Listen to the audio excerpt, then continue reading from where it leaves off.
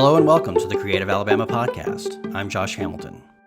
In this episode, I talked to Soapy Jones, owner of the Tuscaloosa-based Left Hand Soap Company and MC of the Pink Box Burlesque Troupe. Over the years, Soapy has been instrumental in so many of the cool things that happen in Tuscaloosa, like the Rocky Horror Picture Show performance at the Bama Theater downtown. In this chat, I asked Soapy how she got started making soap and why she's so driven by the DIY spirit in so many aspects of her life. Thanks for tuning in, and here's my conversation with Soapy Jones.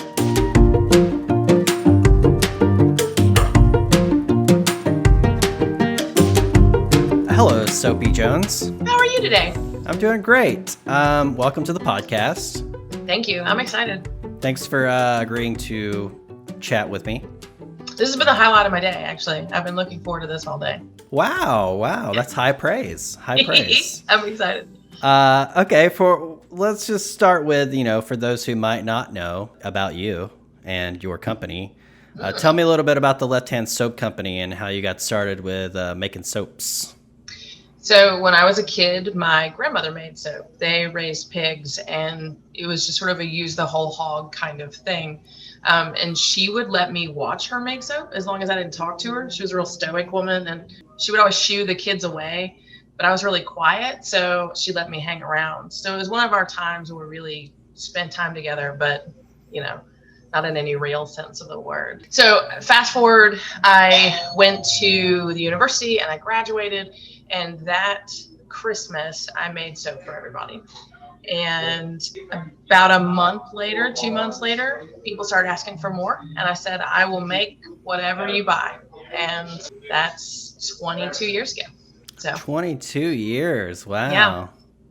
Oh, we should say that you're currently in your shop, which is open.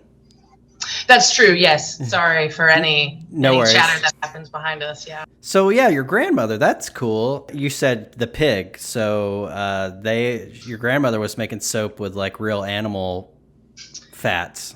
Yes, she used pig tallow. We do not use pig tallow. And I know some soap makers who use beef tallow, who use pig tallow. We don't use animal tallow because, one, it requires a second rendering process to purify it. And two, it makes this pretty harsh soap unless you temper it with a bunch of stuff. So we would much rather just use vegetable oils, all natural, as close to the source as possible. Olive oil, coconut, castor, that kind of thing. Except for palm oil. We never use palm oil because we like orangutans. Yeah. I've heard about that. If somebody doesn't know about that, could you explain what happens briefly? Yeah, sure. So palm forests are, as is often the case in tropical areas, grown on land that is clear cut of its natural foliage. Palm is very nutrient demanding. Mm-hmm. And requires more and more land every year. And when they clear it and burn it, they do some pretty harsh damage to some pretty limited habitat areas for all sorts of things. But the quick one is the orangutan, because they're the ones that are most endangered by it. Okay. All right. So 22 years. Wow. You've been at it for a while. How many recipes do you think you've tried along the way that just weren't quite right? I don't know, a lot. Are there any that just went poorly in a funny way? A lot of it was tweaking in the beginning. The first couple of batches that we made, I was using a recipe that I knew worked. And so, those went really smoothly. And I do still have a bar from that first batch.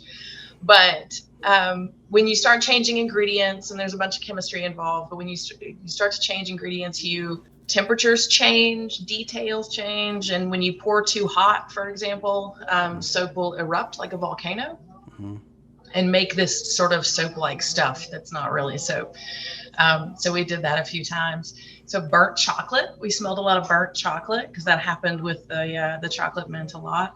And there was one batch in particular pretty early on that never became soap. I don't know what it became, but we just sort of wrapped that up and put it away. Excellent, excellent. You've been in Tuscaloosa a while. Did you come to Tuscaloosa for school? I did. Okay. Yeah. And what did you study while you were there? History, philosophy, psychology, and business administration with a minor in French. Okay. A little bit of everything. Yes. All right. I was fascinated by the way that things connect with each other. And it was hard for me to distinguish any of those from each other. And I make soap now, so the theory is the same, but the application is totally different. So you make soap, but you do a lot of other things. I do, yeah. Yeah, I'd like to talk a little bit about that other stuff. Okay. But first, so I wrote down some talking points that I want to hit with you because I've known you for a while. But I just wanted to, as long as I've known you, you've been like an active participant in Tuscaloosa's art scene, an active supporter of creative people and like people's creative endeavors. So yeah, when I think of you, I just think of someone who's supportive of the community and wants people to thrive. Is that a fair assessment of you? And two, has that always been the case? Or is that kind of community building something you've developed over time? I think that it was hard for me as a young person, whether it was in school, so, all the way back to junior high or high school, or even in college, to find my people. Mm-hmm. And I'm a strange bird. I'm one to willingly admit at this point in my life, but finding my people was a challenge. And in that pursuit, I think I was acutely aware of the value of a community. Mm-hmm. So once I found my people, it was sort of a necessary imperative to give back whatever I could so that, we all grow together, we all rise together, we all get stronger together. And I feel that really strongly, even now. So when I got my footing, and I certainly didn't do it alone, but when I got my footing here in the company, it seemed only natural to reach out and see who else needs a hand or who else needs support, especially in the arts, because, funding is always an issue in the arts. So we started with funding, or we started with resources, or whatever they needed. I can do my best to find it.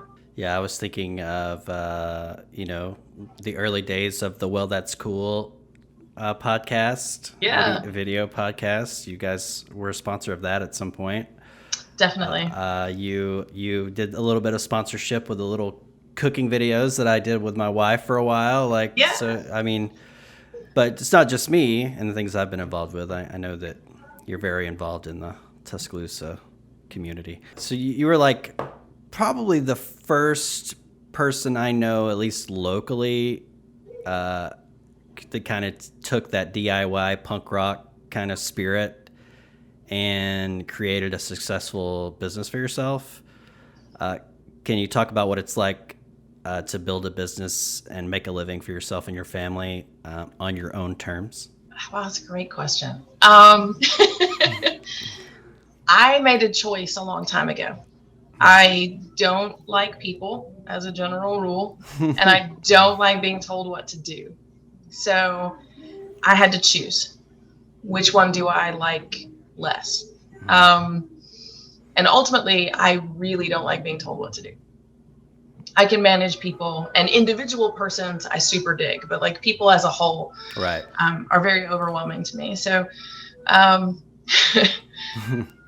it sort of meant that I only had one choice. I had to build my own thing because any other option meant being told what to do or being given parameters that I couldn't test or I couldn't push through or I couldn't adapt around.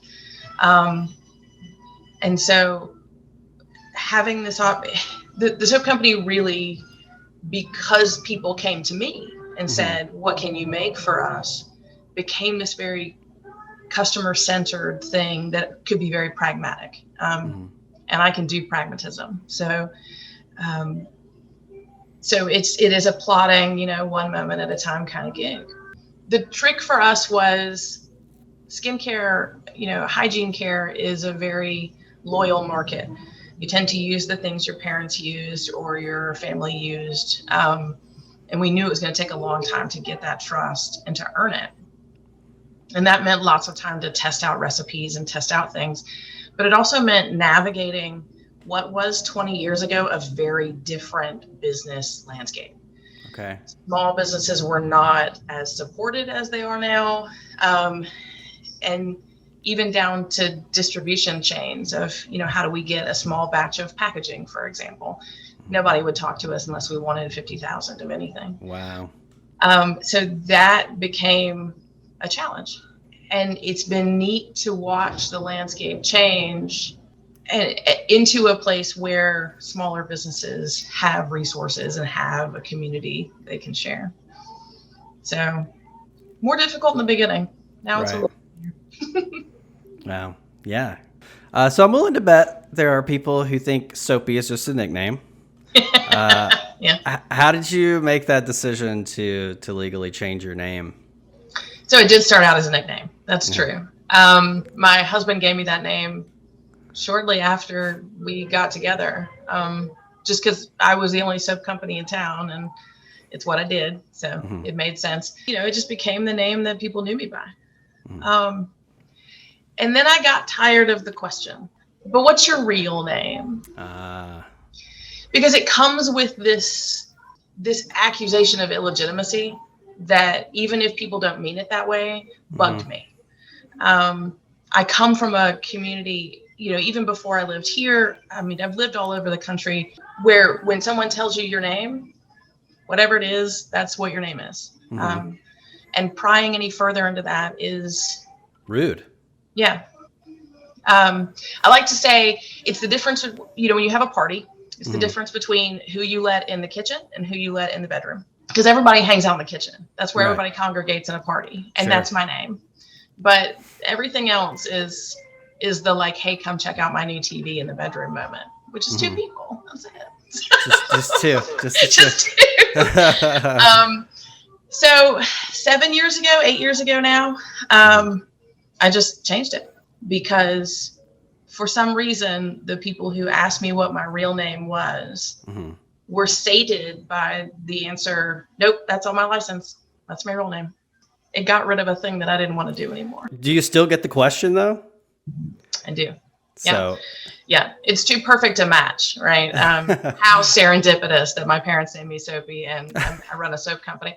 And had they had that foresight, who knows what would have happened. But I do still get the question. But I'm now able to answer, that's my legal name. And then it stops. Because before, it wouldn't stop. There was needling and there was digging and there was prying. And I'm strangely private in that way. Yeah, good for you. Good for you.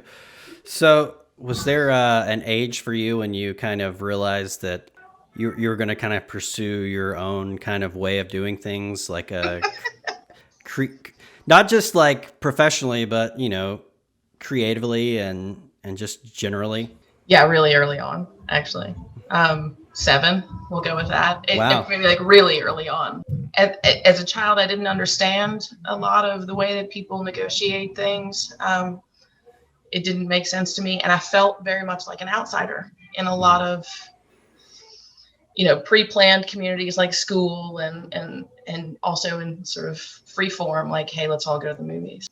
I knew I was different. I just didn't know what that looked like or what that meant. And I knew that I couldn't spend all of the energy trying to figure out how to do it the way that it was predicted, that energy could be better put into something that made me happy. So yeah, really early on. Actually. Yeah. Well, obviously it's worked out for you. But I'm sure you encountered some problems along the way, just like we all do. But you do the soap business with your husband, correct? That's right. Eric? Yes, Eric. What's it like working with your spouse? Here's the thing. I don't think that most people could do it. But we are uniquely paired. We are the couple that if we go out, we tend to internal speak, and people feel left out of our jokes, which is totally not intentional, I promise. We just meld together in that way. So I think it helps that we're both pretty independent people. So even when we're together, we're pretty isolated. But but yeah, I think it works for us. So I'm going to guess here. I think I'm right, but you're in the third iteration of your shop at this point, correct? Can you sort of tell the sort of evolution of where you are now and how you got to where you are?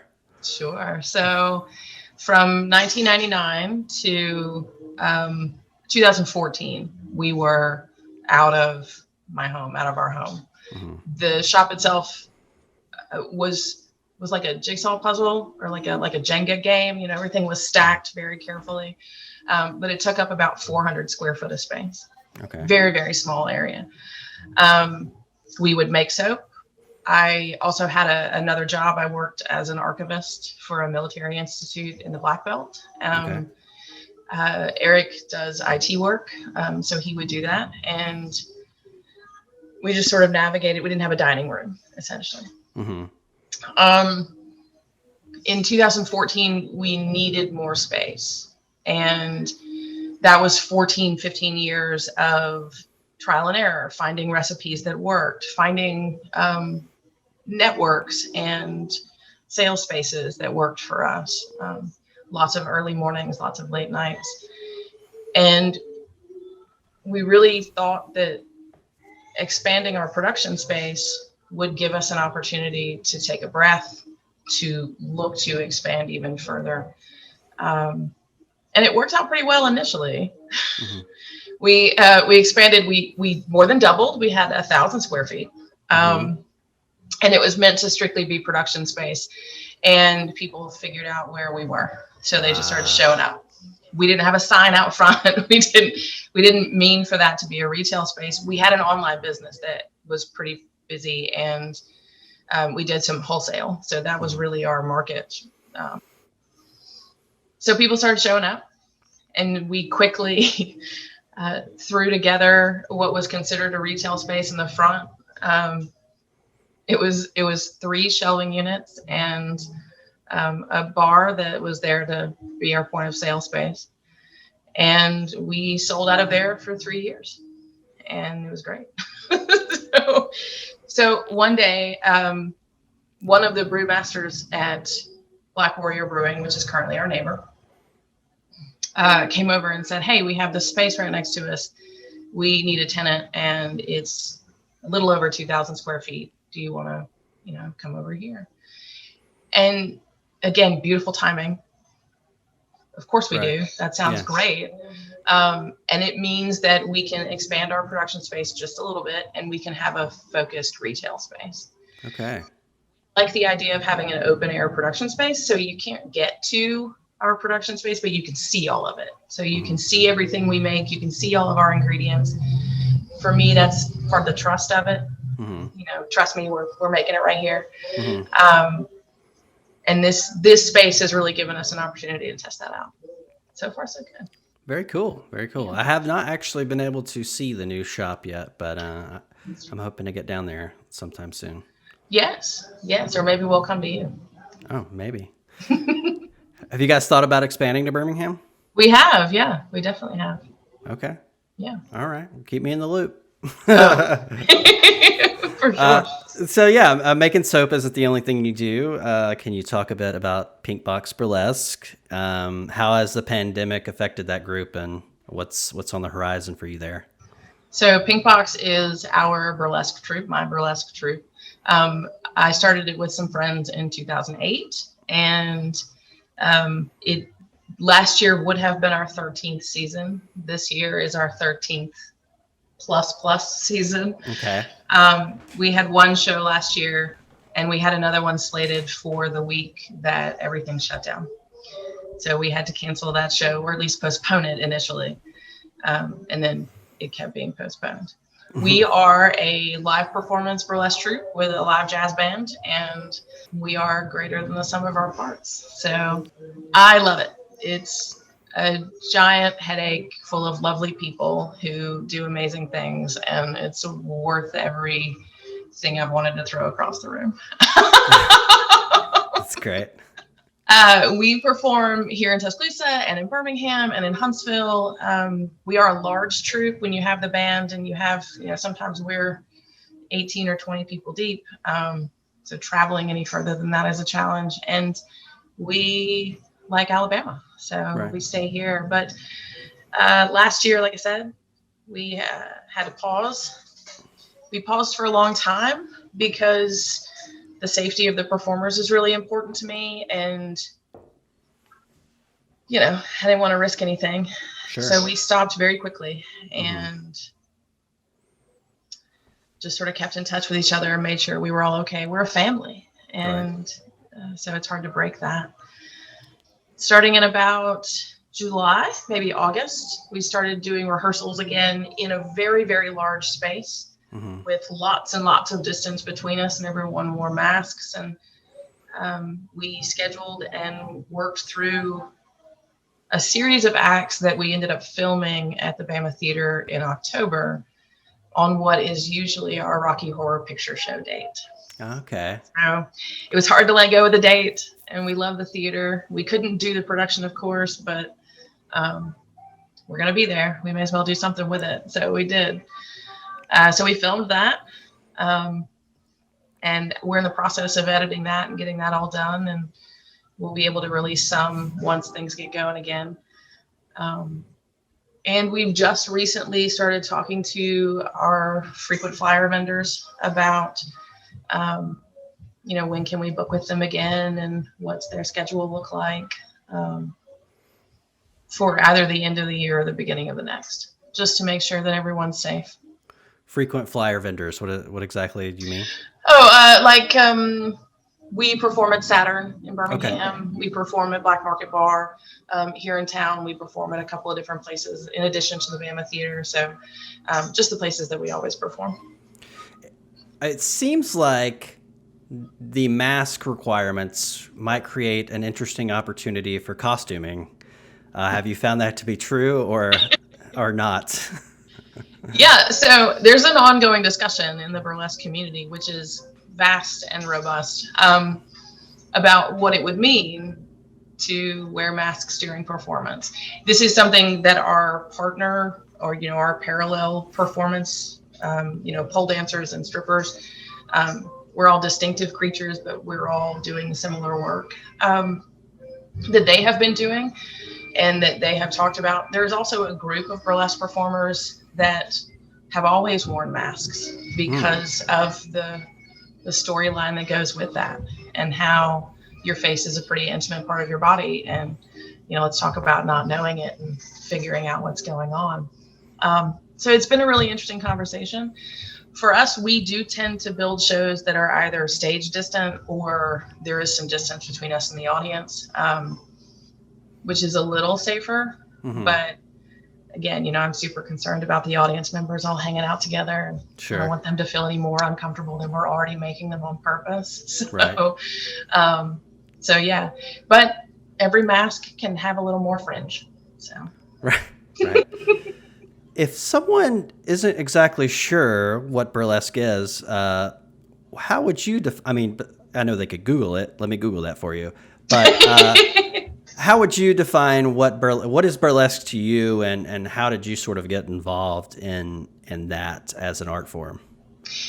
My initial interaction, a friend of mine reached out and said she wanted to do a nonprofit show, and it was meant to be a one-off, but wouldn't it be cool if? She ran a vintage boutique. I ran a nonprofit and had a lot of connections there, so it seemed to make sense. And we partnered, we brought on a couple more people, and we built that first show. For those who have never been to a burlesque show or don't know, burlesque is a vaudeville style satire and body performance that deals with everything from stand-up comedy to tease artistry to trick artistry like hula hoops and fire eating. There are a lot of pasties. There are a lot of adult jokes. There are a lot of, for us, a lot of jazz songs. And it's always a good time. We did that one show. It was a super small venue. There were 60 seats available, and we sold them out in an hour and a half. Wow. Yeah, which was wild to us, and we didn't see that coming at all. The night of the show, we had people showing up asking for tickets, and we couldn't let them in. We also had the local media show up, and we couldn't let them in either. So we ended up talking with them. And while we had researched all of the laws and made sure that, we were following the laws, it is sort of it's a gray area. And when the police showed up, we were certain that we had ruined it all. It was done. But as it turns out, they were just showing up to tell the people upstairs to quit their bitching because they had complained about the noise. So they were fine with it. It was good. We were like, great. The show went so well. We raised so much money, and we had such a good time that we looked to do it again and to make it a thing. At the last minute, we needed an MC. So I was the only one not really doing anything on the night. And so I took that role over. And that's how I became MC of the show. And so, yeah, just like everything else good in my life, I kind of fell into it. And you have a different moniker when it comes to that part of your creative life, Mama Dixie, correct? That's true. Yeah, they call me Mama. Yeah. And I'm there to kind of guide people through the show. Okay. Excellent. How many alter egos do you have in your life? Well, now that I've legally changed my name, just the one. Okay. That's great. So, okay, you do the Pink Box Burlesque, and also you're in a band. Yes, I'm technically in 3 bands. 3 bands. Wow. Yeah, I get bored easily. So the jazz band for the Burlesque Troupe has its own entity. We are the prize inside, and that is the jazz band that travels around by itself. And we've worked together in some iteration or another for all of that 13 years. Okay. The guitar player, Jonathan Harms, is amazing, and he's our music director. Mm-hmm. David Ray is our bass player, and he's just a pinnacle of bass playerness. And then Jack Voigt is our drummer, and he is a fabulous drummer who's always happy, and that's what we need. So nice. So yeah, we do that on the side, and then I've got a singer-songwriter duo that I do, and a sort of woodshed group where we all get together and make noise and make a mess. It's fun. Excellent. I was thinking back to a zine that I'm not sure if it was yours or Eric's, or maybe it was both of yours, called The Sinister Compendium. Yes, that was both of us. Okay. But I think mostly because I roped him into it. Okay. Is that something y'all still do? It's not. Okay. We did it for maybe 5 or 6 years. Okay. And it was a collection of local and regional art in whatever form. So visual, language. Occasionally there were music, and it always came with a sample of our soap. Sinister is the Latin word for left. So there's a theme there. We definitely keep a theme going. Did not know that. Yeah. Yeah. So yeah, I think you were the first people I knew that were doing that. That were like, I was dabbling in zines when I was living in Tuscaloosa, and then you were like, yeah, I do that too, and you were like, here's ours, and I was like, whoa, cool. So yeah, you've always been you have your hands in everything. Yeah, I like to make a mess. It works out. I am a huge fan of zine culture and the things that people make and share, and it too is a very robust community that does some really, really cool things. And I've had the opportunity to work with folks at the university on zines. We ended up stopping it because the soap company took a little more time, mm-hmm. and producing and publishing became a thing that was ruining every printer we bought. As it will. Yeah. Yeah. Lots of paper cuts and so lots of evening stapling. Yeah. Lots of stapling. I do still have the stapler though. It was a good stapler. Oh yeah, my wife, we were moving, and my wife was like, "Do you still need this long ass stapler?" And I'm like, "I'm not throwing away this stapler because there's no telling when I might make something, and I'd have to order it. I'm not. Exactly. We're keeping this. You can't just go down to the local office supply store and get one of those staplers. No, you cannot. No, yeah, keep it forever. Exactly. So for someone, you that's a lot of public performance for you. How have you been handling this large part of your life that's been on hold? I've only had like 4 or 5 nervous breakdowns, so it's been fine. It's funny because I'm a pretty shy person, by myself, and I have always struggled around people, but performance allows me to share that space with the fellow musicians or to share it with the fellow performers and sort of parallel play with the audience, because I've never been good at co-playing in anything. Mm-hmm.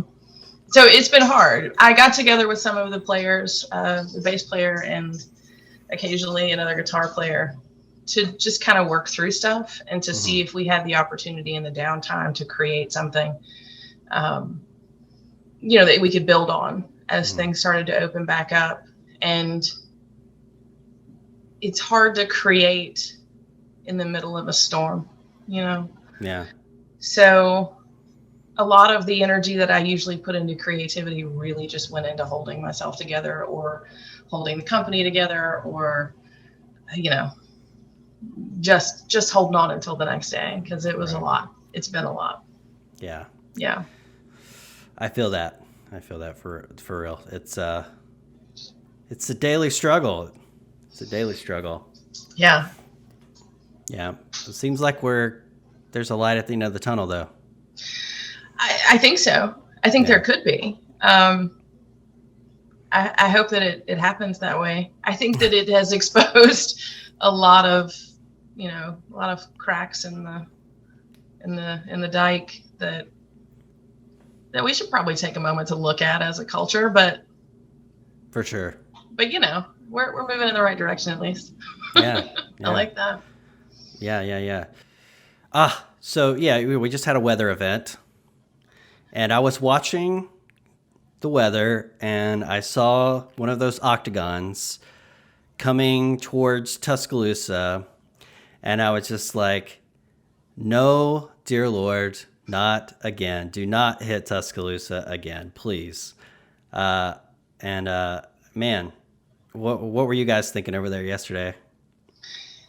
I have a very respectful relationship with weather.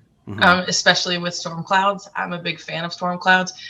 I don't like the destruction that they bring. And we were, of course, here during the 2011 tornado. I watched that tornado from my front porch. Mm-hmm. And we were close enough that, it gave us pause. But I'm that guy, I'm going to be standing on the front porch watching it. And that's where I was yesterday. Yeah. Because radar is great and, the polygon is great. And I certainly appreciate being able to measure safety based upon, how much clothing is being taken off by the weatherman. But I think that that firsthand feeling of, what the air is doing and what the clouds are doing is so much more informative.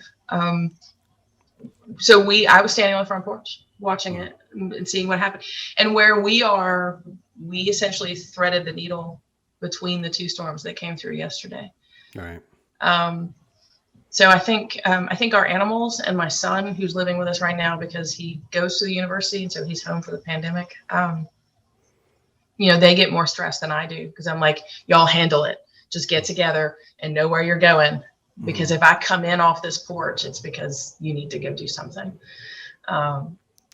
So it's hard. It's a weird experience. And I'm grateful that nobody was injured yesterday because it could have been a lot worse. Right. Yeah. And it's interesting that Mayor Walt Maddox just won his election. He did, yeah. Who was the mayor back in 2011. How do you feel about Mayor Maddox? Do we want to wade into politics?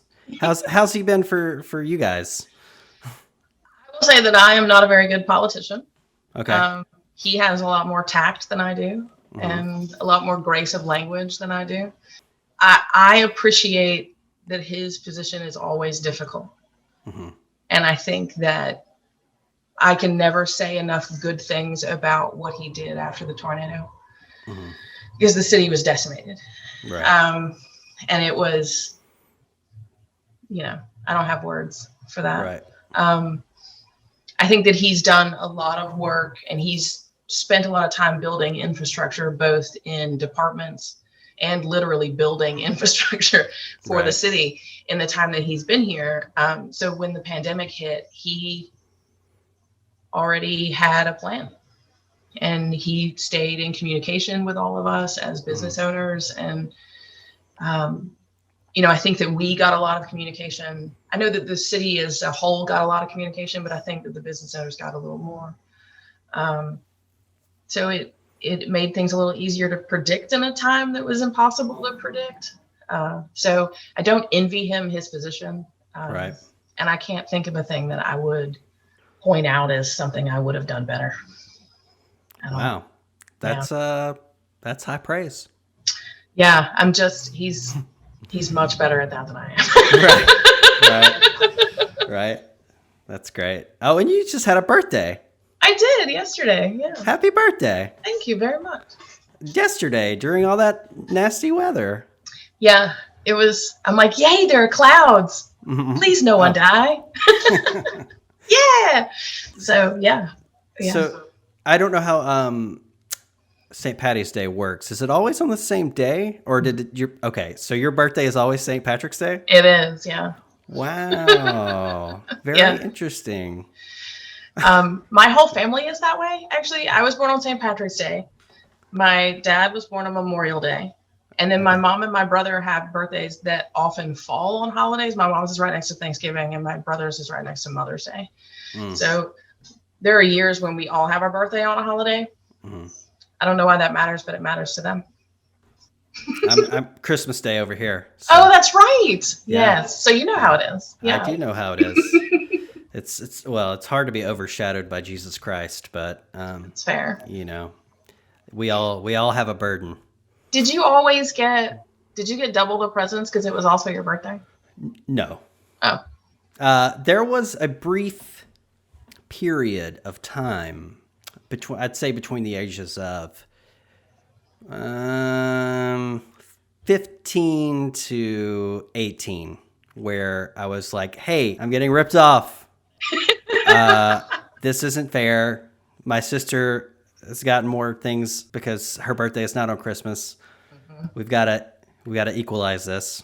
So I had a few big birthdays. I had a few big gifts, but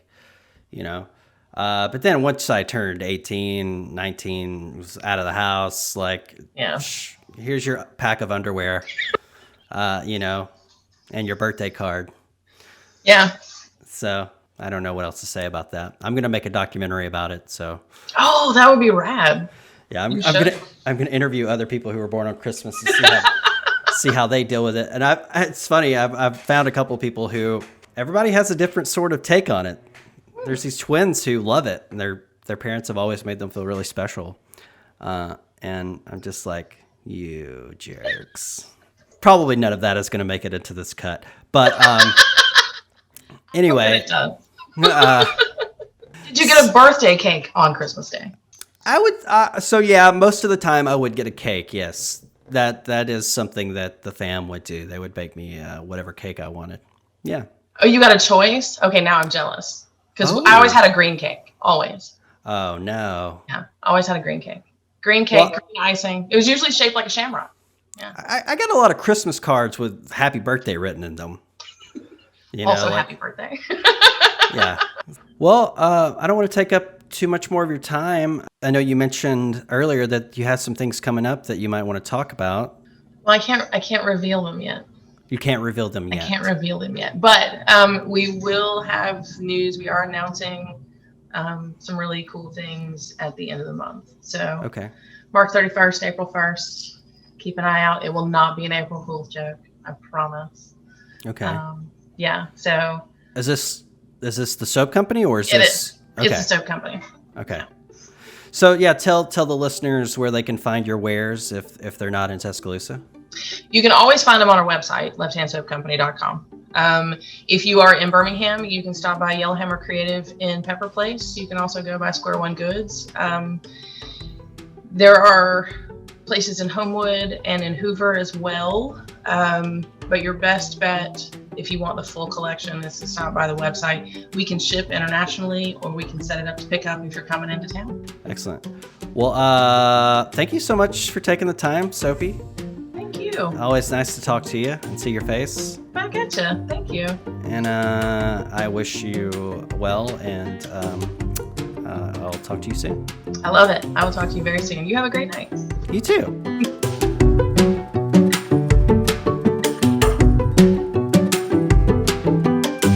That's our show. Make sure to check out lefthandsoapcompany.com at the end of this month to see what they're up to. Thank you for listening to Creative Alabama. Subscribe and rate us wherever you get your podcasts. Follow the show on Instagram, Facebook, and Twitter at Creative Alabama and creativealabama.com. Hope you spend the rest of the week creating something of your own.